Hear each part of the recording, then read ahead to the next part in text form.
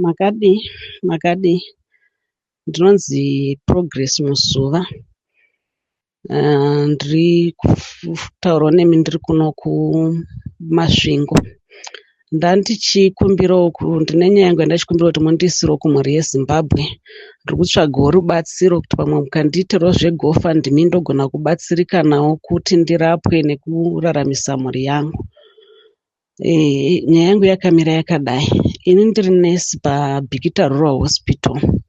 Saka musi wa13 August 2018 ndakadedzwa ndichinzi ndiexcote patient yematernity kubva paBhikita Rural Hospital kuenda Sovera Mission Hospital. Saka tichibva nepatient yanga iri stable, but on the way patient yakangotanga kuve violent, kutotanga kupenga, akutongoti ndakuda kujamba, achitoda kujamba muambulance, achirovera mawindo eambulance kuti atojamba akomite suicide. Saka ndaizama kumurambidza kuti asajambe, saka ndaimubata ndichikakatana naye ndichimudzikisa kuti asabude pawindo paairovera mawindo, achiputsa mawindo eambulance kuti abude. Zvakatora nguva achingodaro, ndaimisa driver weambulance but anga asingazvinzwi driver. Ndaina driver anonzi Mr. Mbera. Papari pakati peusiku around 12 midnight. Saka mukuedza kurambidza mai ava kuti vasakomite suicide, vasajambe muambulance, vaindirova plus ini wachona mota sezvo yaifamba, ndairovera marios emubhedha muambulance. Saka driver akazoti papaya ndopaakazonzwa kuti kumashure kune zviri kuitika, amisa mota. Amisa akangovhura madosi kumashure kwatatiri, akatovarairwa asingazivi kuti chii chiri kuitika. Saka mai vaya vakabva vandijamba, inda ndadonhera pasi, mbva vajamba vachibuda mumota vachibva vatotanga kurova driver. Driver akarohwa, akavarairwa, achirohwa kumeso, mbva vatanga kumhanya nemusango. Saka papari pakati peusiku patatiri pachona papasina kana misha iri padhuze, takatambura kuti tibate mai vaya tizovadzosa kuvaisa muambulance zvakare, because takashaya kana any hope, because wanga uri usiku. Saka taisa mai vaya muambulance, driver akatombonditi sister chiuya mugare kuno kumberi, nezviri kuita mai ava munouraiwa. But inini ndakangobatikana kuti pamwe pangu ndangonzwa kuti zvazviiti kuti ndingagare kumberi ndichisiya murwere akazvitakura, futi aparida kukomita suicide zvandiri kutoona. Handingaregei munhu achikuvara kana kuti achizvikuvadza. Saka ndakaramba ndobva ndapinda mumashure nepatient yangu iya. Driver mbatoti saka enda kutoenda, ndichatomboedza kufamba chaizvo because munosvika makuvadzwa kana kuurayiwa chaiko. Saka mota ichisumuka, ndina mai vaya kumashure, mai vaya vakaramba vari violent, but ndakazokwanisa kuvadhilivhisa, kuvazvarisa mumota muya, mota ichifamba ivo vachingori violent, ndichitsikwa, ndichizara ropa, uniform yese yakanga yazara ropa. Saka mai ava ndakangoti mwana achibuda, ndichingokata cord, handina kutokwanisa kuburitsa placenta, because vakabva vatomuka vachitoti mwanai. Pandakangotaura kuti mwana musikana, mai vaya vakabva vatoti ndachinjerwa mwana wangu ndotomuuraya, nobva vatanga kutondirwisa kuti vatore mwana. Saka ndakanda kuti rumwe ruoko, saka mwana achidza, rumwe ruoko rwakabata guvhu remwana bhutsa ndakwanisa kuklemba, rumwe ruoko rwakabata mwana, ende delivery yangu ndakatoita ndisina kana magloves, papasina kana mukana wekuti ndipfeke magloves. Saka ndairwisana namai vaya ndichinzvengesa mwana, ivo vachindirova kuda kutobvuta mwana wavo vachida kuuraya, ndichingonzvengesa mwana, rumwe ruoko rwakabata guvhu kuti rusableed, kusvika tanosvika kuSovera Hospital. Ndobva tanoita handover patient yedu, but takuda kuti tichibva paSovera paya ndopananzwa kuti mwiri wangu uri kurwadza, but ndambofunga kuti ndakuvara. Even driverwo akanga akukomplaina kuti maziso angu atakudzoka muambulance achiti handichantsoni, because anga angochururuka misodzi. Saka takabva tafonera administrator. yanga ri district administrator Mr. Tafura, tichivaudza kuti ndo zvatasangana nazvo. Nobva vakuti pfuurai nekumba kwangu. Bhozo yaigara manyika isi tichida kupfuura enda kuBhikita, vakati pfuurai nekumba kwangu tichiona zvaita ambulance zvacho. Nobva tapfuura nekumba kwavo. Mr. Tafura vambva vatiti mangwana mufanira kuenda kupolisi munoripota nyaya yakusi kuti muri kusungisa henyu murwere wamaminaye, but for reference sake because nezvaita ambulance kada kuzogadziriswa kana pakada kuitwa mapepa zvinofanira kunge zvichizikanwa nemapurisa kuti ndo zvamakasangana nazvo. Nobva tapfuura enda kuBhikita. Saka mangwana kwachena semudhee iroro bhosita kwakuri kuma3 patakasvika kwachena. Pandakada kuti ndichimuka mwiri wangu wese wairwadza, kuti ndichifamba gumbo ranga razvimba, gumbo recleft. Ndobva ndarapwa paBhikita hospital, mandanzienda kusovhera kunoonekwa nachiremba. Ndobva ndasvikoitwa x-ray, mbva vaona kuti gumbo rakatyoka, ndakatyoka gumbo recleft. But ndaivaudza kuti gumbo riri kurwadza, but kunyanya kundirwadza musana nemumbabvu neruoko. Ndobva ndaiswa plaster. Saka kubva ipapo ndakabva ndatongova bedridden, musana uchindirwadza, ndichiitwa ma-x-rays kunana Premium, Masvingo nekumaprivate, ndichiitwa ma-x-rays ndichirapwa.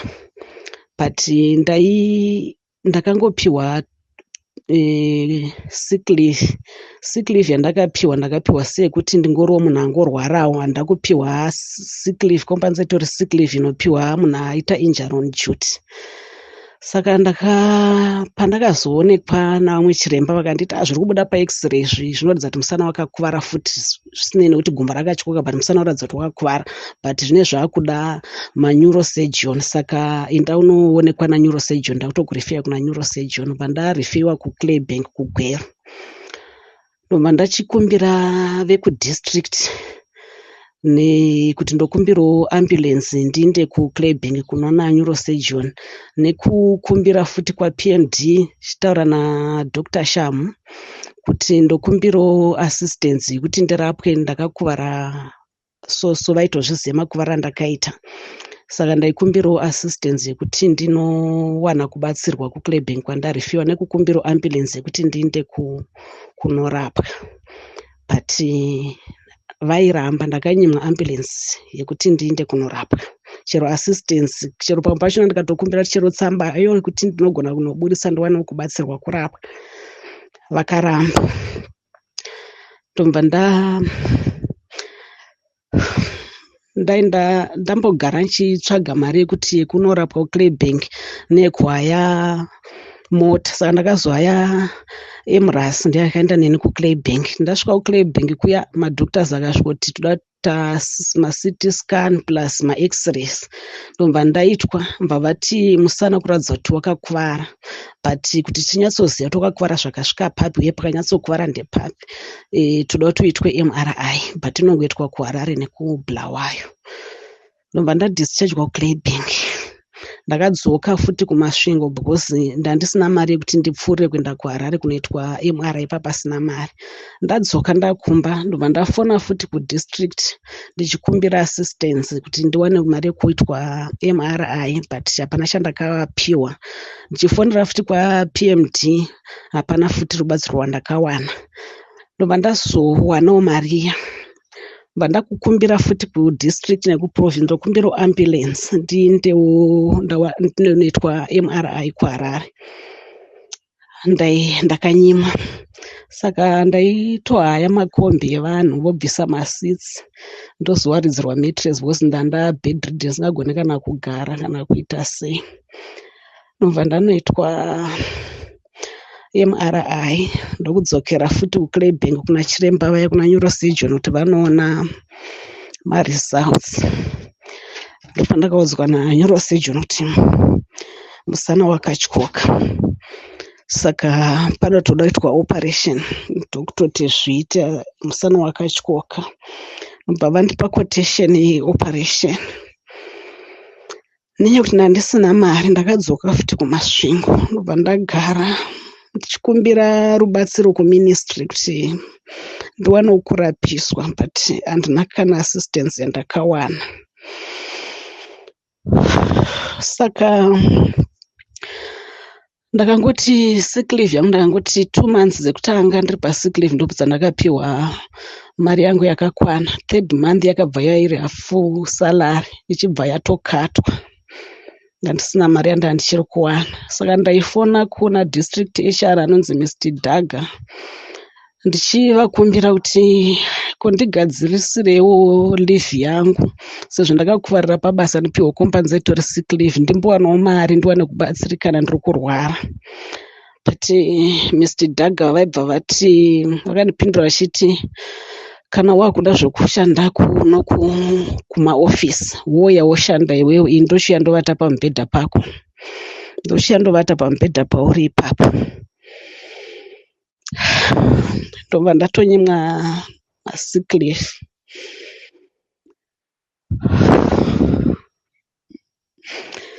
Ndobva ndavakumbira ndikati ko ndokumbirawo kuitwa medical board, sezvo kuti ukaitwa medical board ndogona kumbodzoserwa pasalary kana kuti zvine zvabuda mubhodhi ndogona kubenefitawo nditisewo medical board. Fakati hatiudziri zvekuitwa newe, tinoshanda nemashandiro edu. Ndobva ndagara ndichishaya mari yekuenda kunoitwa operation. Ndakazosvika time yekuti musana ndanda kugara ndichisheka, musana wakuita maspasm, ndakuita kunge munhu ane pfari ndichigwina, ndane pain isingakontroleki. Vandafonera neurosurgeon vaya kuti chiremba ndozvanda kusangana nazvo. Vakati zvinoratidza kuti uri kutoweseneka, uri kunonoka kuitwa operation, kasira kuitwa, tsvaga mari ukasira kuitwa operation. Ndobva ndazovadza ndane mari yakati yanga yasingakwani pane yavakanga vataura, ndoyandinayo chete. Vakati maoperation edu isusu emaneurosurgeon anodhura.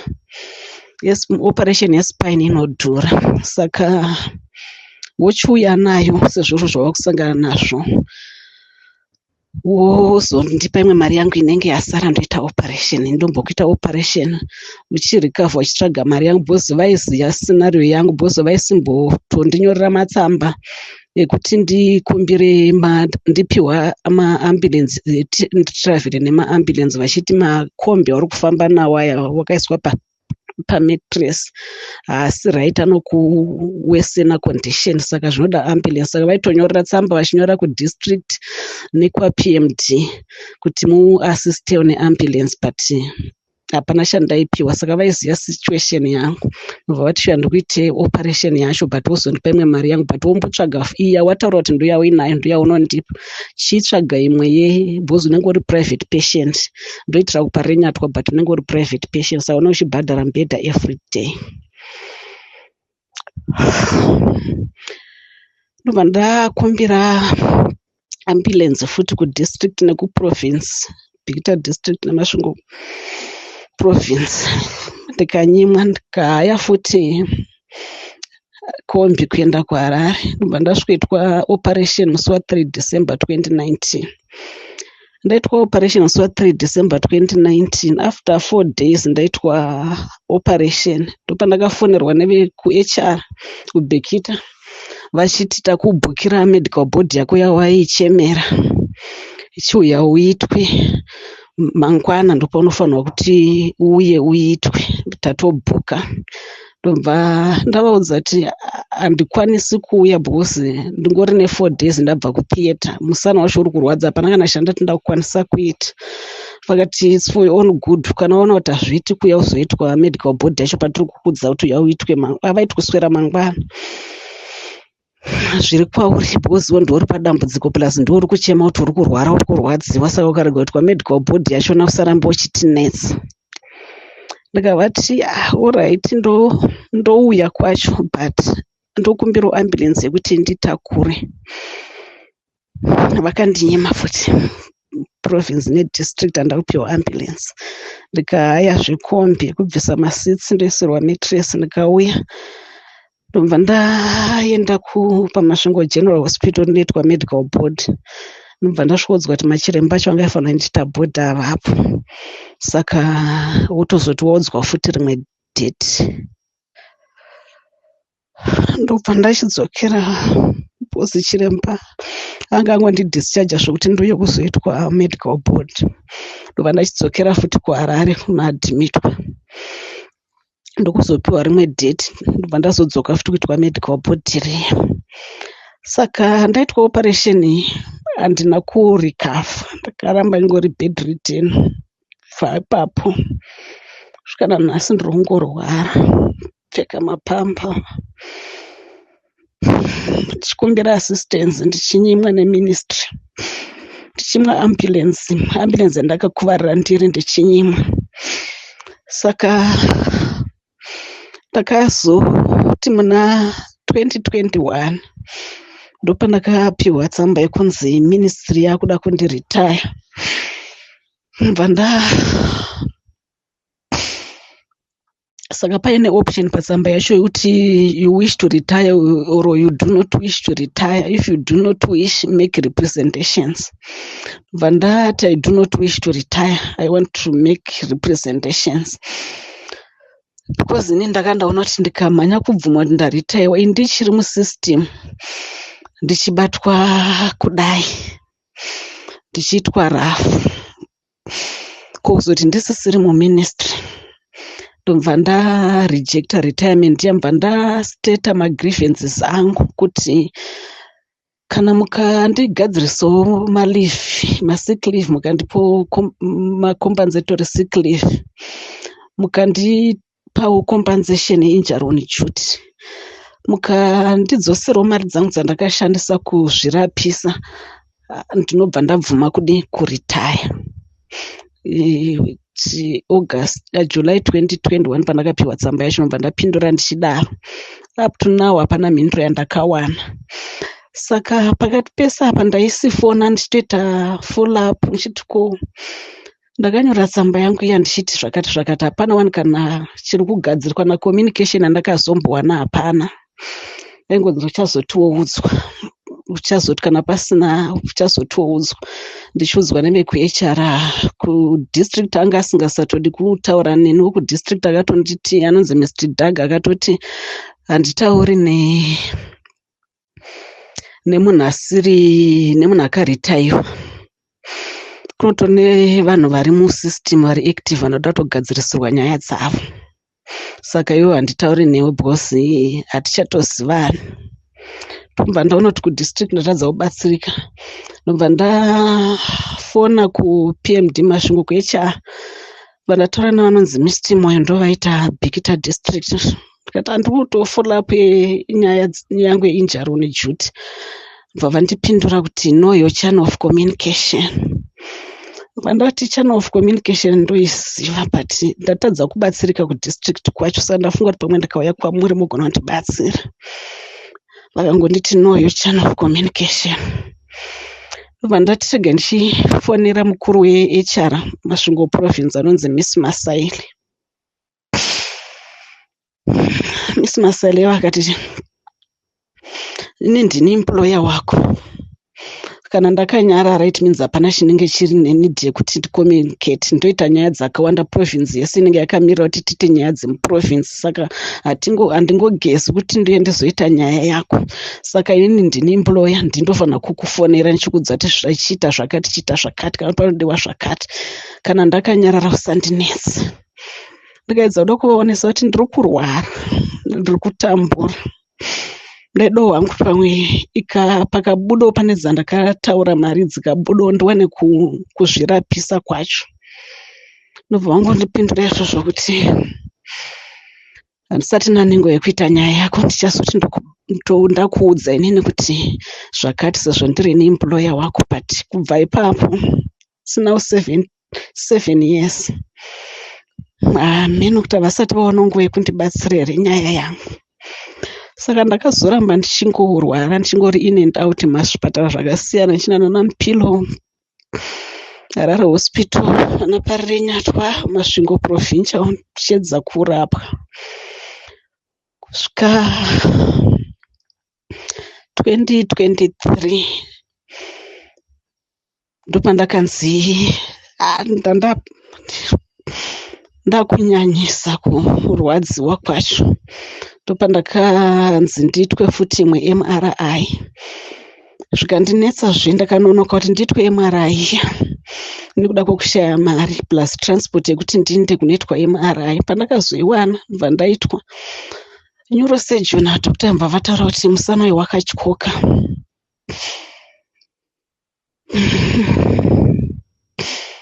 Watoo nepermanent fracture, saka unoda kuiswa operation.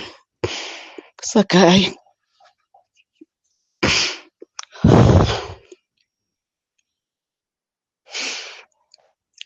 tsvaga mari tiite operation. Saka zvakaramba zvakangondiomera. Ministry haina kana chayakandiitira. Chero ambulance yekuti ndifambe kuzvipatara hapana chavaindiitira. Ndakazoitwa futi imwe operation yechituyu musi wa23 January 2023. Mubva ndaitwa decompressive laminectomy, rods and screws fixation. So inezvo ndakaiswa simbi kumusana, simbi nemascrew.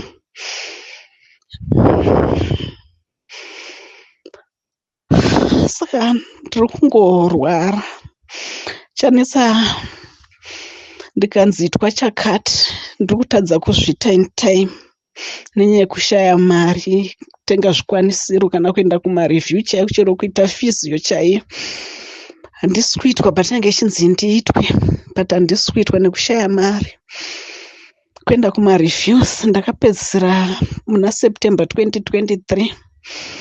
Ndakandanzi ndidzoke early October 2023, but nanhasi handisati ndaenda kureview, ndiri kushaya mari because vakanga vati ndinoya nemadynamic x-rays neMRI vachida kuona kuti zvakamira sei simbi dzavakaisa, because ndonzwa kubayiwa kuti ndichipinduka kana kuti kutsika negombo rekwa-right ndichibayiwa. Saka vaifunga kuti pamwe pane simbi dzakamuvha kana kuti maskuru akamuvha. Saka vaida kuona neMRI kana kuti dynamic x-rays. Nanhasi asati ndaitwa, ndiri kushaya mari plus transport yekuti zvendinde kuHarare kwachona ndiri kuishaya. Saka ndaona zvichinetsa kudaro kuti mari dzangu dzibude. Pane tsamba yakazolika last year 2024 yairatidza kuti yakanyorwa kunzi ndakaritaiwa 31 January 2022, but ministry haina kumbondipa tsamba iyoyo. Ndakandarejecta, vakandiritaya against mai uyo, havana kundiudza kusvika pazongolikawo tsamba yandakaona June 2024. Ndopakati hama dzangu akati saka kuno kumazvimbo zvosiri kubatsirwa, regai timboenda kuhead office tinonzwa kuti zviri kumbofamba sei, because havangati havasi kukurapisa ukakuvara pabasa, havasi kuda futi kugadzira mapepa ako kuti urapwe kana kuti mari yako ibude. Ndobva vaenda kuhead office.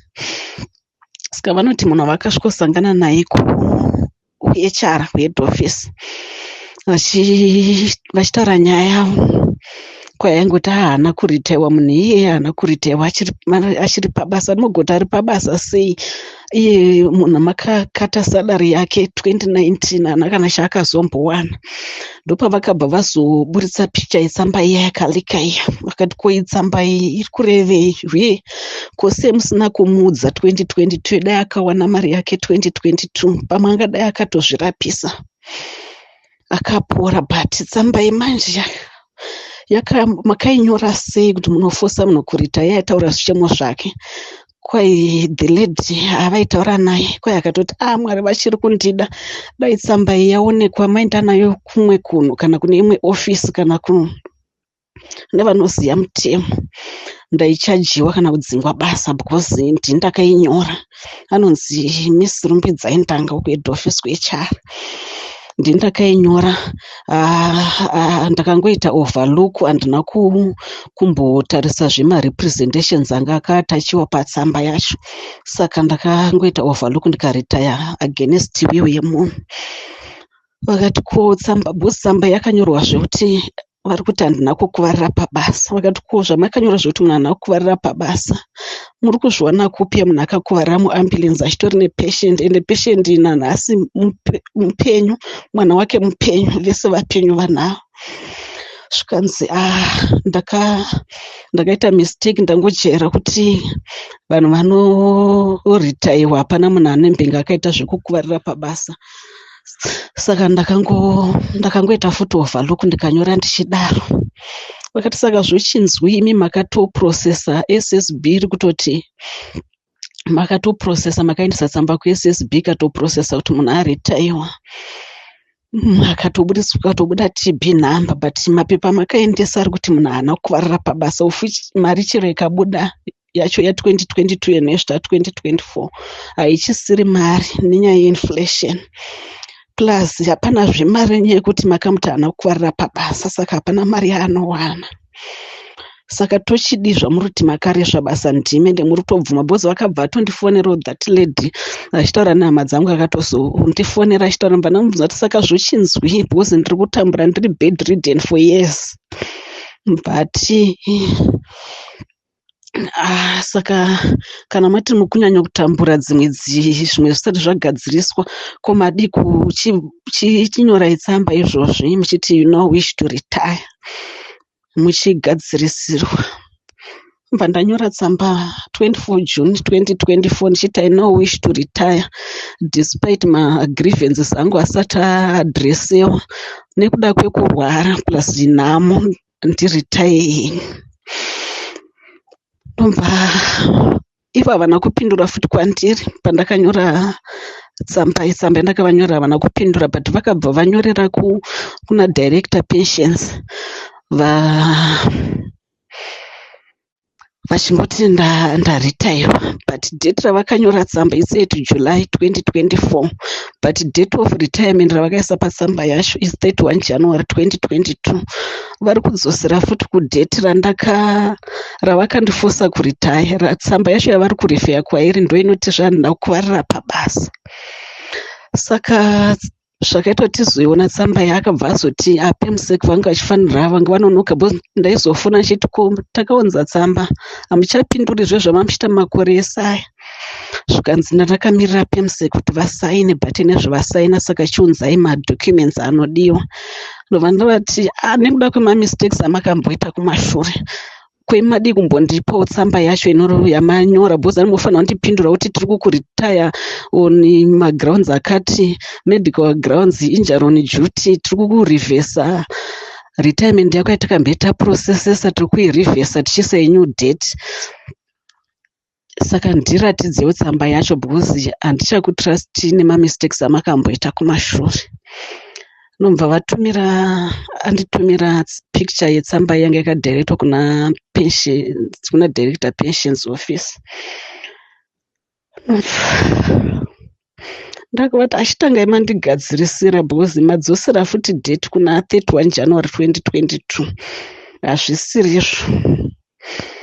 Mva kuti aureti tiri kugadzirisa, kuzoramba ndichita follow up ndichifona kuti ko zvaapapi misi ndanga vaya vakabva vatanga kuti nyaya yako iri kumaloya, saka ndichazokupindura zvandaudzwa nemaloya ndo zvandichazokupindura, iri kulegal team. Vanda kuti imimi ndima employers angu, ndima kuengeja maloya, inini employee yenyu ndiri kurwara, ndakakuvarira pabasa, makunditsvagira loya, ndiri kutaura ndakangozvimirira nyaya yangu sezvairi, why? Zvikanzi ndo zvitoripo, iri kumaloya, saka maloya asati ataura. Ndikati saka imimi employer ndiunotsvaga defense, muri kuzvidefenda kuti kudii? Zvikanzi pasina zvandichataura kusvika ndawana response yemaloya ndo anenge akuzotaura kuti tochidii. Anobva ndati kwapermanent secretary taingonzi unzai tsamba, ukaendesa tsamba havapinduri, ukafona nongonzi vachakupindura, kati vachakufonera. Ndobva ndaona kuti handisi kubatsirika, ndakati ndinde kwaminista. Mva kwaenda hanzvadzi yangu kwaminista achiti ndokumbirawo kuona minista, pamwe vakambonzwawo nyaya yedu. nekutinyatsowodza nemuromo nesituation necondition yemushandi wavo vanogona kunzwisisa. Vakasvika masekretari acho vakaramba kuti vaone minista, akanzi unzai tsamba. Minista vanogona kuzokufonera kana kuzokupai date reappointment vambonzwa kuti nyaya yachona yakamira sei.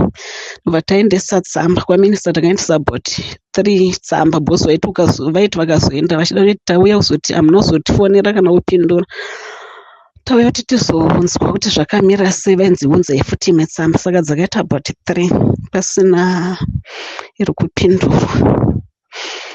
Saka ndakazoti muna January this year 2025 bva ndaenda paPMD Masvingo. Ndairwadziwa singaiti, but ndakatoti regai ndishinge nemakilashes angu. Ndakaenda nemadondoro ndichiti pamwe PMD vakanondionawo bosi apa zvazvaita sekuti zvazviri nani. Vakanondionawo necondition yangu bosi, kubva ndichirwara havana mbofera vakayazondiona. Ndaiadhimitwa paMasvingo General, nambofera vakayazondiona. Ndinogara padhuze nepavanoshandira maofisi avo, but havana mbofera vakayazondiona. Ndikati pamwe vakaenda ndikanotaurawo ndichivakumbira, vachiona kuti ashuwa munaikumbira ambulance, shuwa munaikumbira kurapiswa. Pamwe vachiona kana nemaronda angu emaoperation vanogona kundinzwisisa, but sekretari wacho akaramba kuti ndivaone. Ndobva ndaenda kuHR. Pandakapinda aita nyaya yangu, aita Bikita district anonzi Mistimo, yanga asima muofisi nguva dzandakapinda. Vanga varimo mamwe 3 ladies ne1 murume. Ndobva ndazviintrodusa ndokutaura samari yenyaya yangu. Umwe mbatoti mbaseka akati saka ndonyaya yaitaurwa iya, zvikanzi inga vanhu vakaoma. Then umwe mukadzi anga arimo ndiakabva azoti imi munonetsa imi. Hati makati munozvigona mukaenda kuhead office. Saka mazoingeko bva ndamuudza kuti isinyaya kuti ndakandaona madairwa andaitwa, enda ndiri bedridden ndisingagoni kufamba kuti ndiuye kuno in person. Saka ndaifunga kuti pamwe zvepafoni hamusi kundinzwisisa. Saka ndati regai ndiuye izvo zvandiri kumboita sekuti ndiri kurwadziwa, but ndati regai ndishinge ndiuye. Zvikanzi imimi muri kurambirei, bvumai zviripo, because head office yakatotsamwa kuti muri kuramba kuita zvavari kuda. Imimi imbobvumai kakuritaiwa netsamba ya2022 yakanyorwa yachona iyocho 2022. Ndikati ya2022 handidi kuritaiwa nayo, because yakaitwa against my will, plus tsamba iyi iri kuzotaura kuti handida kuvarira pabasa. Zvikanzi chimbobvumai kushandisa izvozvo. Even head office ndozvayakatiudza kuti tikuconvincei mubvume kuti mumbotambirai zviripo. Handi muri kutambura, muri kurwara, munoda mari dzemapamba, saka imbotambirai zviripo. Ndikatambira zviripo kana ndichimboshandisa tsamba iyo ya2022 inoti handida kuvarira pabasa. Neinflation hapana mari yandinombowana. Saka zvamuri kuita zvikanzi aiwa imimi imbobvumai kutambira izvozvo, so that isusu mukambopiwa mari yo mukambobatsirika tozokubatsirai legally, because nyaya yenyu basa rakatadzwa, saka tozokubatsirai legally. Ndikati kumbondibatsirai izvozvi, because zvakangotofanana, ndibatsirei legal yachona izvozvi. Zvikanzi hakana. Saka Mistimo vacho vakabva vauya. Ndobva ndakuvati Mistimo ndindaisi kufonerai, ndauya ndinzwa kuti nyaya yangu yakambonyatsomira papi, zvaapapi nyaya dzangu. Bva vatora file rangu, vatanga kurivhura-vhura, kati sick leave makarezverwa uya, sorry leave yamakapiwa haisiri inopiwa munhu akaita injury on duty. Vatanga kutovhura bhuku remaregulations eHealth Act vachindivhurira tapa zvinozonzi zvakandikati chiro mukandiverengera ndozvandaikufonerai ndichikuudzai here, ndichikukumbirai. Saka imaizviziva indiri kukuudzai, but makaramba up to now hamuna kundigadzirisa. But chimwe chakazondirwadza, zvandaifona ndichitaura kuti ndai mandigadzirisiro zvakati, ene zvitsamba dzacho vakasara vakanyorera vakaisa mufailo. Ukavabvunza kuti dzakazobva kupi tsamba dzamaimboti hapana, vati isi takaita asi head office ndo isina kuita. Saka zvadaro ndaona zvanetsa. Ndobva hama dzangu dzadzokera futi kwaPEMSEC, vachinoda kuti vapiwa appointment yekuona PEMSEC, Ministry of Health. masekretari acho naingoti siyai tsamba ende hameno zvavanongori siyai tsamba.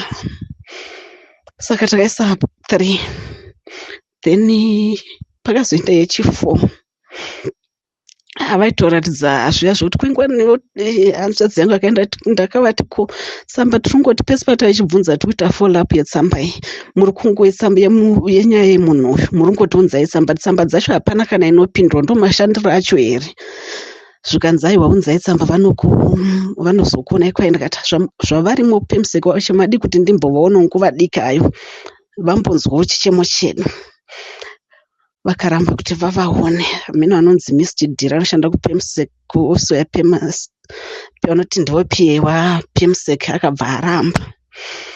Saka ndaona zvaramba kudaro ndati maybe ndikavafonera pamwe vanogona kundinzwisisawo nyaya yangu vanzoti iri kubva kupi ichienda nekupi.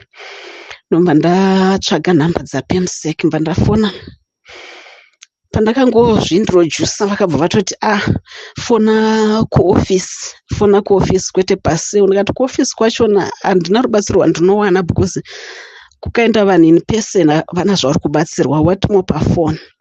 Saka regai ndimbotaurawo kuti munzwewo nyaya yangu kuti yakamira sei. Ndomubva vakundipindura kuti tsamba yako ndakatoiona nesuro nyaya iri kumaloya. Saka velegal team ndo vachazobuda nekuti zvakamira sei kana kuti mhinduro yatichazokupa ndikati saka ndowana rini mhinduro yacho kuti mazodzwa nemaloya enyu acho mondoiwana rini because handisi kukubvunzai ndine maloya ndiri ngokutaura nyaya yangu. Saka sezvazviri ndakangozvimiririra zvikanzi handipromise kuti nhasi kana mangwana kana kuswera mangwana because zviri kuitwa nemaloya handisi ndiri kuzviita. Mandavati achaita kuti ndizoda kudaro PEMSEC nyaya yekuti ndiri kurwadziwa, handina mari yekuenda kuchipatara, handina mari yekurapwa, ndiri kurwadziwa. Saka ndachiti pamwe mukandibatsi ndichiri pakati da kuti nditsanangure nyaya yangu yekurwara vakabva vatondikatira foni. Zvakandibata muti ndaifunga kuti avo ndo vakuru vachona chaivo ndo maemploy. Pamwe zvandivataura navo vachandinzwisawo ndaifunga pamwe vachanditi kana uchirwara nyaya yako ichigadziriswa tichimbogeja maloya edu atiri kuinikecha rega ndidai uinde kuchipatara chakati unorapwa kana kuti batsirika so kuti urapwe. Ndaifunga ndo zvavachaita. Vakabva vatondikatira foni ndiri pakati pekutaura. Saka ndochachiri tisati ndatosvika iko ndakambozotira futi kubhuka appointment kwaMinister of Health. Inini ndakuti ndiende hangu in person. Nomva bhozi painda hama dzangu aingononzi siyai tsamba muchapindwa pasina ari kupindura. Ndomva ndafona sekretari wacho anonzi Chipo Makwezva. Vati hazviite kuti ndikubhuke appointment nyorai tsamba. Ndikati zvekuchira machinyora tsamba dzoita ngani dzandongonyora tsamba dzacho pasina inopindura. Ndaida kubhuka appointment naMinister ndionane nawo face to face. Akaramba akazoti kana matoda mungatoita henyu walk in.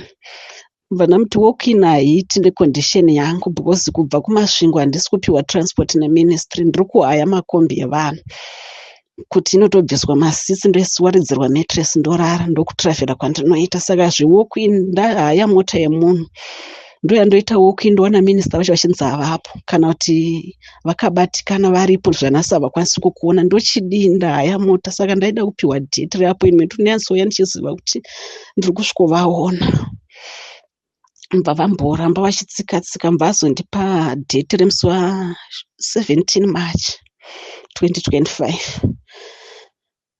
Ndichitoti ndiri kuenda mangwana kuappointment yangu kwaMinister.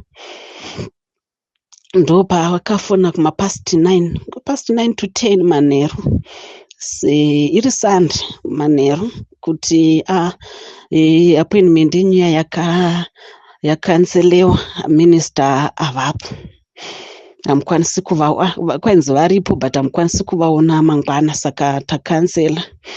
Ndakati saka zvochinzwi kana mati makansela kwacho mandipa date rimwe chindipa rimwe date ripi. zvikanzi ndakakuudza kuti ingoitai zvewalk in. Ndikati nezviripo walk in necondition yangu walk in hazvidai ndaigara muHarare zvaive nani, kana dai ministry aindipa transport zvaive nani. Saka ndipewo rimwe date. Kusvika nanhasi Miss Chipomakwezva vacho secretary waMinister of Health havasati vandipa imwe appointment, havasi kuda, vanongotsika-tsika. Saka ndomamiriro akaitwa nyaya yangu. Ndiri kurwara, ndodawo assistance yekuti ndiwanewo kurapwa, ndichengetewo mhuri yangu, ndine mhuri, ndikwanisewo pakurapwa kwandaita nekufamba kwese kwandaita. Kune kumwe kwaidiwa cash up front, kune zvaida cash up front, ndandatengesawo zvese zvandandinazvo zvaitengeseka, ndandisisina mari. Saka ndaibatsirwawo nehama neshamwari vachindikweretesa mari dzavo kuti ndiwane kurapwa, zvekuti vanhu vaingofunga kuti bhosi ndaingoti kana mari ikangobuda ndobva ndakupai mari, but zvaane makore vanhu vandipa mari dzavo. Mari yacho handisi kukwanisa kuvadzosera, hapana mari yandakawana kubva kugovernment. Vanhu vakunetsera mari dzavo, uye kumadoctors kwandairapwa ndine zvikwereti kumachiremba futi. Yese ndikaisanganisa mari yekuvanhu vakandikweretesa iri cash nezvikwereti zviri kumadoctors, nechikwereti chabhoti 11,200. Ino wacho ndiri kurwara, ndoda kurapwawo, ndaikumbirwa assistance. Ndine mhuri, ndine vana vanodawo kuenda kuchikoro. Saka chichemo changu chachiri chekuti kana zvaibvira maindiitirawo GoFundMe. Pamwe mhuri yeZimbabwe vakanzwawo nyaya yangu, pano vanhu vanondinzwirawo vakandibatsirawo, ndikaonawo rubatsiro rwekuti ndirapwewo, ndichengetewo mhuri, ndibhadharewo zvikwereti zvakandiremera. Vanhu havachazvinzwisisa, havasi kugamuchira kuti makore ese aya handina kupiwa mari. Vari kufunga ndiri kuvanyepera kuti ndakapiwa mari because vakuti government haingambogarisi munhu akakuvarira pabasa kudai isati yakupa mari 7 years usati wapiwa mari. Hakuna zvakadaro. Saka vanhu vakunetsa, vanhu vane mari dzavo dzandakashandisa ndichirapwa. Uye chimwe shuviro yangu yanga iri pamwoyo pangu yanga iri kuti kana dai mari zvaibvira, daiwanawo rubatsiro, ndaishuvawo kuenda kana kunana India kunorapwa. Ndoona vamwe vari kuenda vachinobatsirika vachidzoka vatowo 5. Saka ndaizokumbirawo hangu dai mari yaiwanikwa ndaikwanisawo kunorapwawo hangu kuIndia because muno muZimbabwe ndaitwa maoperations 2 espine, handina kurikavha. Zvinhu zvakandiomera. Mazvita henyu.